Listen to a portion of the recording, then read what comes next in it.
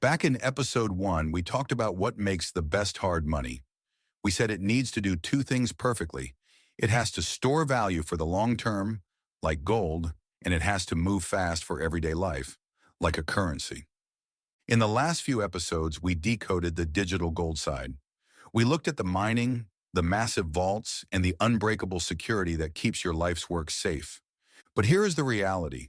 You can't pay for a coffee by carrying a gold brick into a cafe and trying to chip off a tiny amount of gold for the barista. It's heavy, it's slow, and everyone behind you in line is going to get very frustrated if you try that. Critics say Bitcoin has the same problem. They see the 10-minute wait for a block and say, I can't wait 10 minutes for my latte to confirm. And they're right, you shouldn't have to. Because while the foundation of Bitcoin is built like a vault, we've built an express elevator right on top of it. I'm Aura. And I am Nick. This is Decode Protocol. Today we're moving at the speed of light. Part 1. The Foundation versus the Plumbing.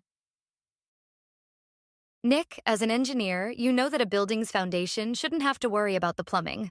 Exactly. The foundation is there for one thing, stability. In Bitcoin, the main blockchain, layer 1, is that foundation. It's built for high-value, high-security moves.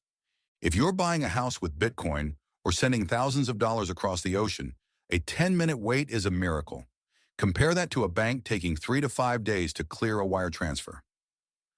On layer 1, the 10-minute block and the miner fees are a fair trade for total security.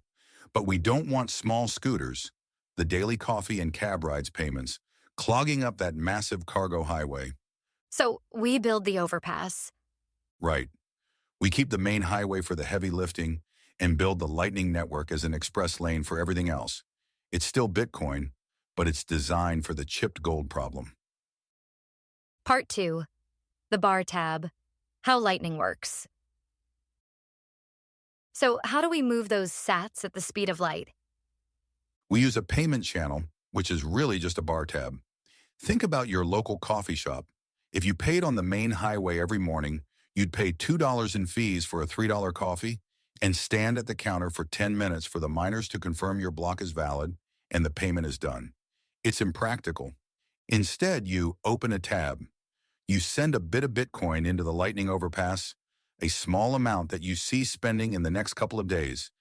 This is one transaction on the highway. Now you and the shop have a shared vault with this small amount.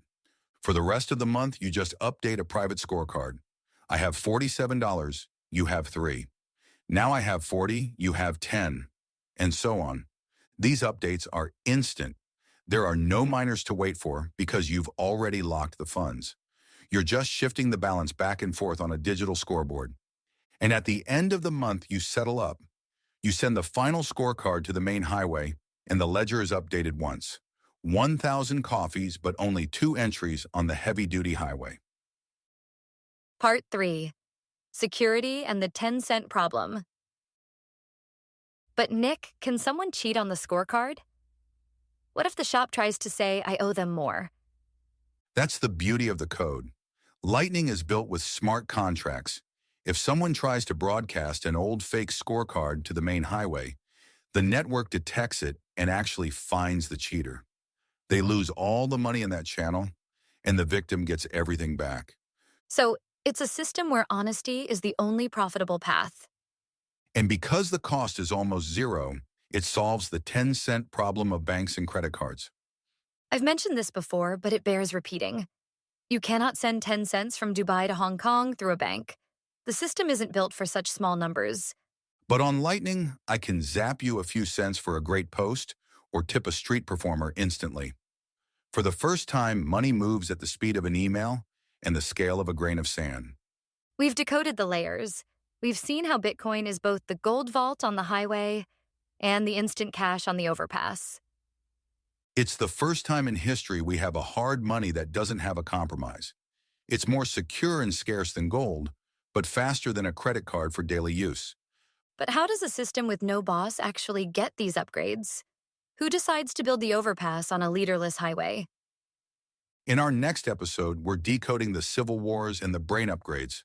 We're looking at forks, SegWit, and the evolution of the code. I'm Aura. And I am Nick. This has been Decode Protocol. See you in the next block.